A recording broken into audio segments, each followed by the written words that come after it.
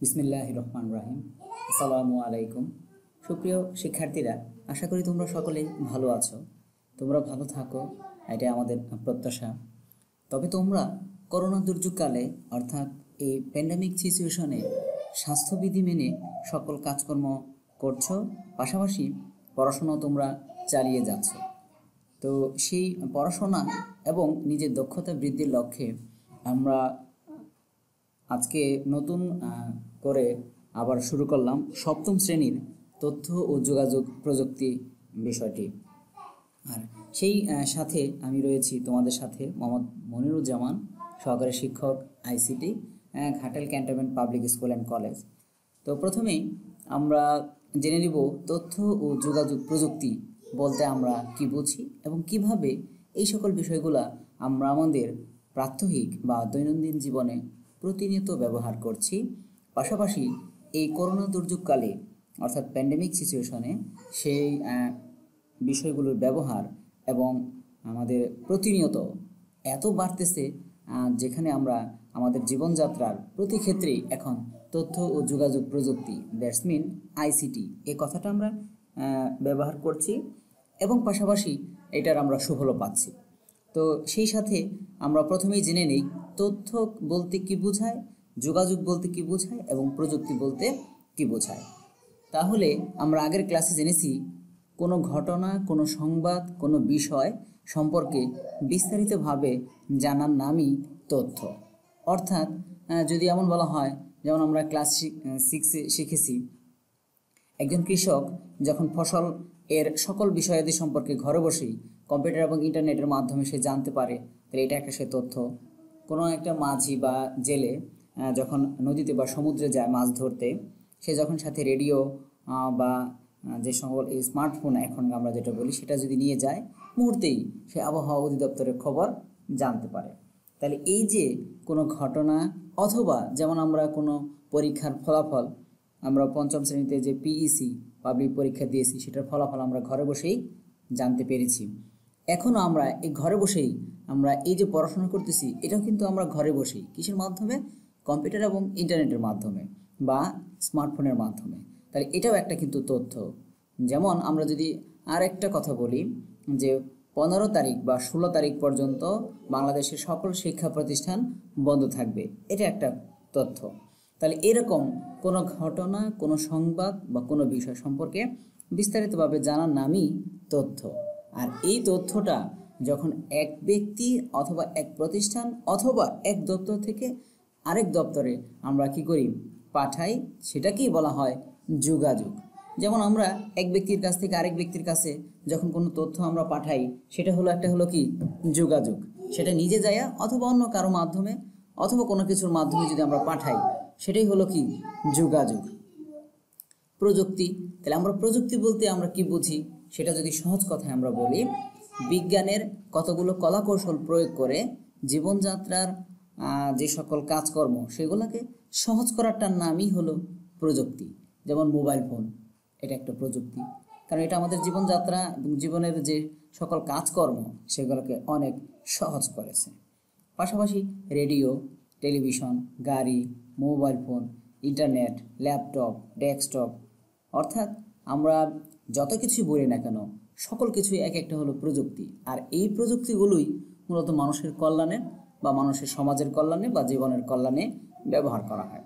আর এই প্রযুক্তিগুলোই আমরা এখানে কিভাবে ব্যবহার করব তথ্য আদান প্রদানে, সেটারই আমাদের এখানকার মূল বিষয়। তাহলে আমরা ক্লাস 6 যেরকম শিখেছি তথ্য কিভাবে আমরা আদান প্রদান করব, কিভাবে যোগাযোগ করব, যে সকল প্রযুক্তিগুলো ব্যবহার করে সেগুলো আমাদের তো জানা হয়েছে। পাশাপাশি এই ক্লাসে আমরা আরও নতুন কতগুলো বিষয় সম্পর্কে আলোচনা করব। তো তোমাদেরকে অবশ্যই আমরা বলবো এই প্যান্ডেমিক সিচুয়েশনে তথ্য ও যোগাযোগ প্রযুক্তি দ্যাটস মিন আমরা সহজ কথায় আইসিটি, সেটা সম্পর্কে আমরা জানব এবং সেগুলো নিয়ে ব্যবহার করব এবং সেগুলোর কাজকর্ম করব। আর অবশ্যই একটা কথা আমার সকলের উদ্দেশ্য থাকবে, কখনোই আমরা তথ্য প্রযুক্তির মিস ব্যবহার অর্থাৎ অনৈতিক ব্যবহার বা অপব্যবহার এটা কখনোই আমরা করব না। অবশ্যই আমাদের এটার প্রতি সচেতন থাকতে হবে। তাহলে আমরা প্রথমেই যদি একটু বিষয় নিয়ে আলোচনা করি, যে কেন আমরা আইসিটি পড়ব। যদিও আমরা এই কথা ক্লাস 6-এ আলোচনার মাধ্যমে আমরা শুনেছি বা বুঝেছি যে সারা বহির্বিশ্ব যেখানে তথ্য ও যোগাযোগ প্রযুক্তিতে এগিয়ে যাচ্ছে, সেটার সাথে সাথে আমাদের দেশ বা আমাদের দেশের স্টুডেন্ট বা যারা ভবিষ্যৎ প্রজন্ম, তারা যদি তথ্য ও যোগাযোগ প্রযুক্তিতে সাথে সাথে সারা বিশ্বের সাথে তাল মিলিয়ে না চলে, তাহলে আমরা সেখান থেকে পিছিয়ে পড়ব। আর এই পিছিয়ে যাতে না পড়তে হয়, এজন্যই সরকার আমাদের সেই জীবনযাত্রা এবং নিজের দক্ষতা বৃদ্ধিটা যেন স্বাভাবিক থাকে এবং আমরা যেন বহির্বিশ্বের সাথে তাল মিলিয়ে চলতে পারি, এজন্য সরকার আমাদের কাছে 6 টু একেবারে দ্বাদশ শ্রেণী পর্যন্ত, অর্থাৎ ষষ্ঠ থেকে শুরু করে দ্বাদশ শ্রেণী পর্যন্ত আমাদের আইসিটি বাধ্যতামূলক করেছে। এবং সরকারের একটা অঙ্গীকার বা রূপকল্প বা আমরা ভিশন বলতে পারি 2021, যে 2021 সালের মধ্যে বাংলাদেশের সকল দপ্তর, পরিদপ্তর এবং যত আমাদের কার্যক্রম আছে সেগুলা একেবারে ডিজিটালাইজেশন হবে। ঠিক তাই আমরা বলতে পারি এখন আমাদের এই সময়টার মধ্যে বাংলাদেশের প্রায় 80% ক্ষেত্রই তথ্য ও যোগাযোগ প্রযুক্তি ব্যবহার করছে এবং সেটার আমরা সুফলও পাচ্ছি। সাথে সাথে আমরা এখন সমস্ত কাজকর্মগুলায় আমাদের, যেমন আমরা যদি বলি একটু পারস্পরিক সামাজিক যোগাযোগ, বিনোদন, ব্যবসা বাণিজ্য, লেনদেন, অফিসিয়াল কার্যক্রম, তারপর হলো কি শিক্ষা কার্যক্রম, ঠিক আছে, সকল কাজকর্ম এখন আমরা ঘরে বসেই মুহূর্তের মধ্যেই কিসের মাধ্যমে, এই ডিজিটালাইজেশন বা হলো কি তথ্য প্রযুক্তির ব্যবহারের মাধ্যমে আমরা সেই সকল কাজকর্মগুলো চালিয়ে যাচ্ছি। যেমন আমরা এই যে তোমাদেরকে এখন ঘরে বসেই পড়াশোনা বিষয়গুলা বলতেছি বা দেখাচ্ছি, সেই ক্ষেত্রে তোমরাও ঘরে বসেই সেই বিষয়গুলাও রপ্ত করতে পারতেছো এবং সেটা তোমাদের কিসের মাধ্যমে, কম্পিউটার এবং ইন্টারনেটের মাধ্যমে। কাজেই এটা একটা ডিজিটাল মাধ্যম, যেটা আমরা সকল কাজকর্মগুলো ঘরে বসেই নিমিষেই করতে পারি। তা এটা আমাদের জীবনকে আরও বেশি স্বাচ্ছন্দ্যময়, আরও বেশি উন্নত এবং কি করেছে, বহির্বিশ্বের সাথে তাল মিলিয়ে চলার একটা পরিবেশ তৈরি করেছে এবং এতে আমরা উপকৃত হচ্ছি। তাহলে আমরা এই ক্লাসে আমরা 5টা অধ্যায়ের মাধ্যমে কি কি বিষয় জানবো তা একটু জেনে নেই। প্রাত্যহিক জীবনে তথ্য ও যোগাযোগ প্রযুক্তি, কম্পিউটার সংশ্লিষ্ট যন্ত্রপাতি এবং নিরাপদ ও নৈতিক ব্যবহার, ওয়ার্ড প্রসেসিং এবং শিক্ষায় ইন্টারনেটের ব্যবহার, যে সকল বিষয়গুলো আমাদের জন্য অত্যন্ত উপযোগী, সময় উপযোগী বলবো এবং ব্যবহার উপযোগী এবং যেগুলো আমাদেরকে প্রতিনিয়ত নিয়ে কাজ করতে হয়, সেই সকল বিষয়গুলো এখানে ইনক্লুড বা অন্তর্ভুক্ত হয়েছে এবং আমরা সেই সকল বিষয়গুলো সুন্দর করে রপ্ত করব যাতে আমাদের জীবনযাত্রাটা আরও বেশি সহজ হয়। তাহলে চলো প্রথমেই আমরা প্রথম অধ্যায় সম্পর্কে একটু আলোচনা করি। প্রথম অধ্যায়ে আমাদের আছে হলো কি প্রাত্যহিক জীবনে তথ্য ও যোগাযোগ প্রযুক্তি, এই বিষয়টা আমরা একটু দেখি, অর্থাৎ প্রতিনিয়ত আমরা কোথায় কোথায় এই বিষয়টা ব্যবহার করি। তোমরা নিশ্চয়ই চিত্র দেখি বুঝতে পারতেছো যে আমরা ঘরে বসেই একজন গৃহিণী তার রান্নার উপকরণ সম্পর্কে যে জানতে পারে, ঘরে বসেই বিদেশে যে কোনো মুহূর্তে যে কোনো ব্যক্তির সাথে যোগাযোগ করতে পারে, ঘরে বসেই আমরা ব্যবসায়িক কোনো হিসাব নিকাশ করতে পারি, ঘরে বসেই আমরা কোনো ব্যবসায়িক পণ্য কেনা বেচা করতে পারি, ঘরে বসে আমরা এখন দেখো এই প্যান্ডেমিক সিচুয়েশনে বহুত মানুষ, অর্থাৎ তাদের পেশাটা চেঞ্জ হয়ে গেছে এবং ঘরে বসে তাদের সমস্ত কাজকর্মগুলো খুব সহজেই সম্পন্ন হচ্ছে। তাহলে আমাদের এই কথাটাই আমরা বলতে পারি ব্যক্তি জীবনে তথ্য ও যোগাযোগ প্রযুক্তির ব্যবহার কিভাবে আমরা করতে পারি সেই বিষয়টা, এবং কর্মক্ষেত্রে কিভাবে আমরা তথ্য ও যোগাযোগ প্রযুক্তি ব্যবহার করতে পারি, এবং পাশাপাশি আমরা যেটা বলেছিলাম সমাজ জীবনে অর্থাৎ সামাজিকরণের ক্ষেত্রে তথ্য ও যোগাযোগ প্রযুক্তি কতটা আমাদেরকে উন্নত করেছে সামাজিক জীবনযাত্রার ক্ষেত্রেও, সেগুলো নিয়ে আমরা এখানে আলোচনা করব। তাহলে চলো আমরা একটু আলোচনা করি ব্যক্তি জীবনে তথ্য ও যোগাযোগ প্রযুক্তি। যখন দেখো আমরা একটা ঘটনা যদি বলি, পৃথিবীতে কত নতুন নতুন প্রযুক্তির জন্ম হচ্ছে, আমরা হয়তো তার সবগুলোর কথা জানতেও পারি না। তাই যদি হয় আমাদের জীবনের প্রত্যেক ক্ষেত্রে আমরা বলতে পারি না যে কতগুলো প্রযুক্তি আমরা ব্যবহার করতেছি, ঠিক আছে, এবং কোন প্রযুক্তি আমাদেরকে কতভাবে প্রভাবিত করছে এবং আমাদের জীবনটাকে কত সহজ করেছে।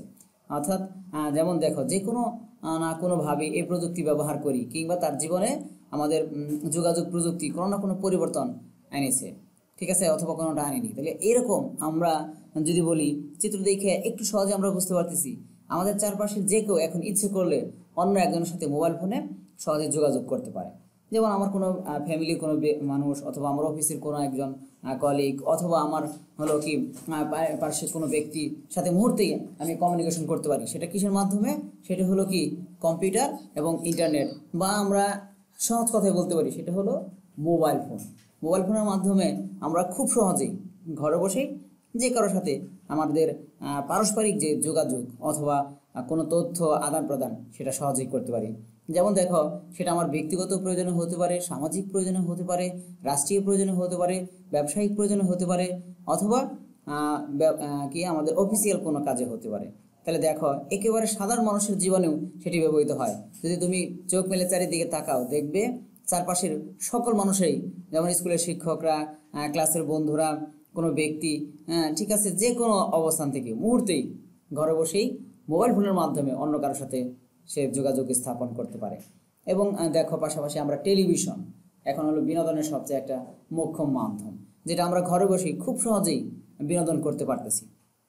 সেখানে আগে যেখানে আমরা শুধুমাত্র টেলিভিশন, যেটা হলো আমাদের বড় টেলিভিশন বা স্যাটেলাইটের সংযোগ মাধ্যমে আমরা দেখতাম, এখন সেই টিভি কিন্তু আরও সহজ হয়ে গেছে। কিভাবে? স্মার্ট টিভিতে রূপান্তরিত হয়েছে। তাহলে ঘরে বসে এখন আমরা টেলিভিশনের মধ্যেই আমরা হলো ইন্টারনেট সংযোগ দিয়ে সেখানে আমরা ইন্টারনেট এর যাবতীয় যত সুযোগ সুবিধা সেটা আমরা গ্রহণ করতে পারতেছি। সেটাও একটা এখন সুযোগ তৈরি হয়েছে। তাহলে ব্যক্তি জীবনে তথ্য যোগাযোগ প্রযুক্তির যদি আমরা উদাহরণের কথা বলি, সেটা আসলে বলে শেষ হবে না। তথ্য প্রযুক্তির যে কত যে ব্যবহার দিন দিন আমাদের হচ্ছে বা আমরা ব্যবহার করতেছি, সেটা আসলে বলে শেষ করা যাবে না। প্রাত্যহিক জীবন বলতে আমরা সকল ধরনের কাজের ক্ষেত্রে, সেটা আমার বিনোদনের কাজে হোক, সেটা আমার ব্যবসায়িক কাজে হোক, সেটা আমার মানে কি সামাজিক কারণে হোক, সেটা আমার অফিসের কাজের কারণে হোক, সেটা আমার রাষ্ট্রীয় কারণে হোক, সকল ক্ষেত্রে আমরা করতে পারতেছি।